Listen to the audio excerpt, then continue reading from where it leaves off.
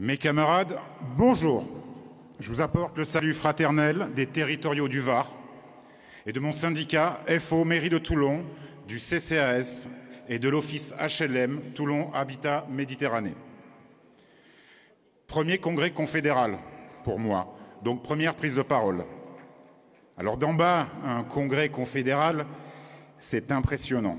Mais du lutrin ici, franchement, c'est affolant. Et comme on dit chez moi, putain, il y a du monde. Hein.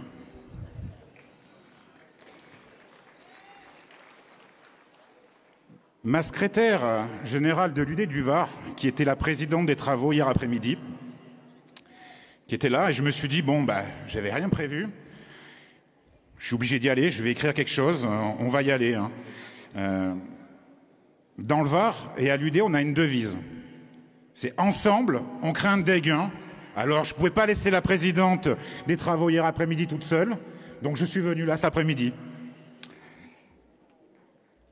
Tout d'abord, le rapport d'activité de trésorerie, bien évidemment, je porte le mandat et on y donnera un avis très favorable.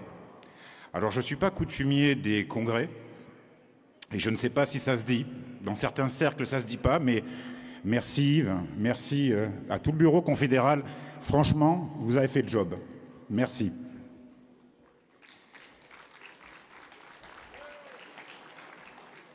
Quand tout le monde veut opposer le public et le privé, quand on va pointer ces salauds de fonctionnaires qui, pour quelques heures en moins, dérogeraient aux 1607 heures, quand il faut montrer du doigt, jeter au pilori, à la vindicte populaire, quelques régimes spéciaux, ces mêmes salopards dont le calcul de la retraite est pris sur les 6 derniers mois. Non, c'est sûr, c'est bien plus facile de parler de ça que de mesurer la perte du pouvoir d'achat avec un gel du point d'indice qu'on n'ose même plus parler, tellement les promesses d'augmentation prévues en juillet seront forcément dérisoires par rapport à la perte sèche depuis tant d'années. Cette opposition privée-publique n'a de sens que dans la bouche de nos politiques, car de la loi travail aux ordonnances, seule la sémantique a changé.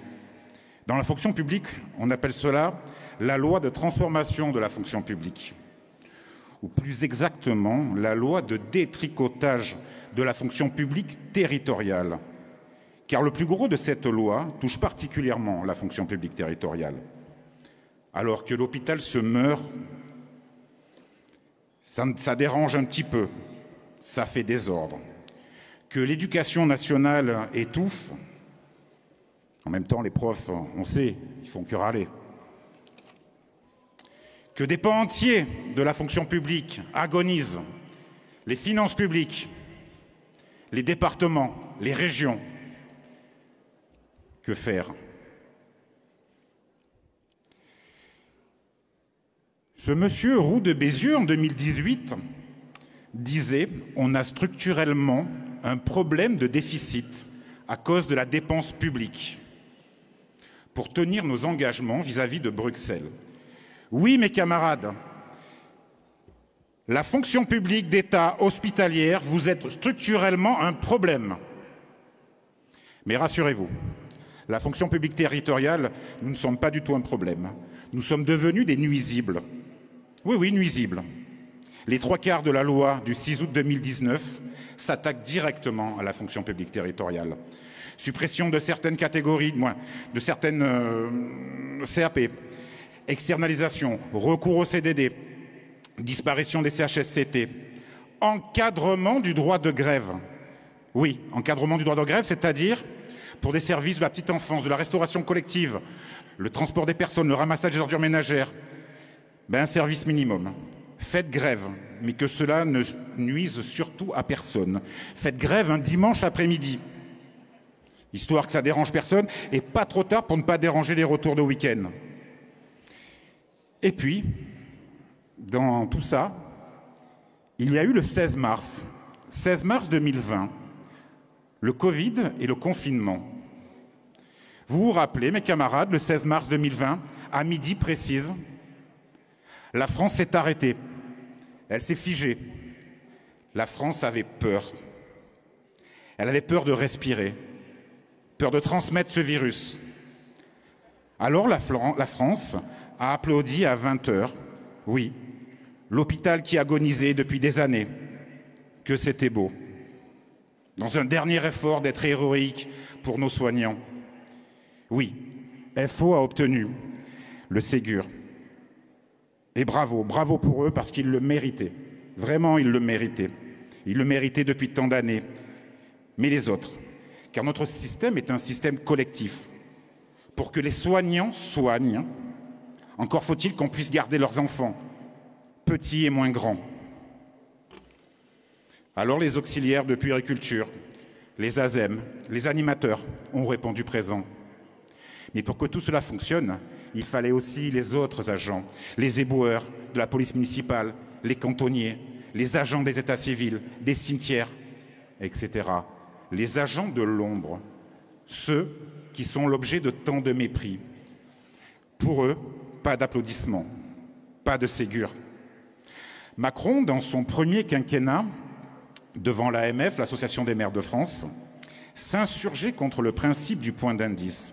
Ce point qui s'applique aux 3 versants de la fonction publique, et il disait ne pas comprendre pourquoi, s'il voulait augmenter les infirmières par le point d'indice, cela devait se répercuter sur les agents des collectivités territoriales. Et oui, mes camarades, la fonction publique territoriale n'a pas du tout le vent en poupe. Et pourtant, le 16 mars 2020, à midi, sans applaudissements, les agents des 56 000 collectivités, toutes confondues, ne se sont relevés les manches.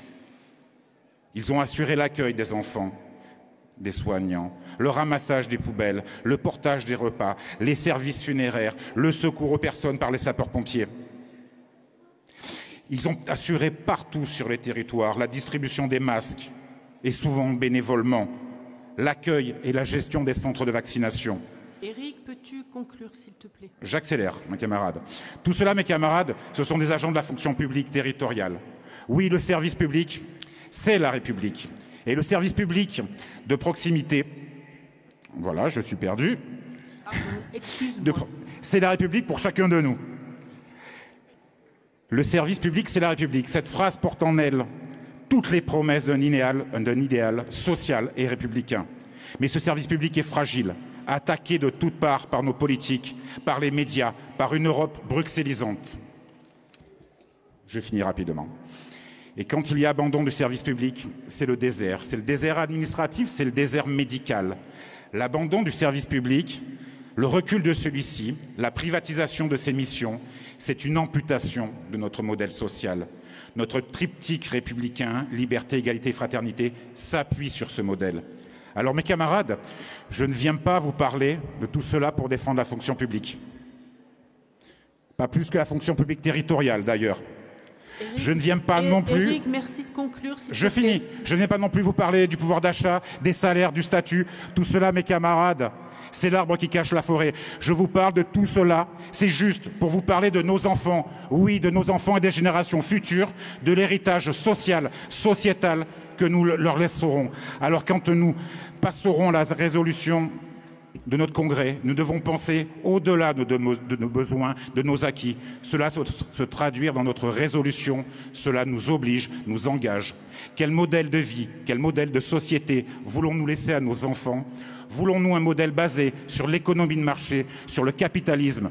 Le profit en sont l'alpha et l'oméga de nos vies. Leur vie doit-elle être suspendue aux fluctuations boursières du CAC 40, mes camarades?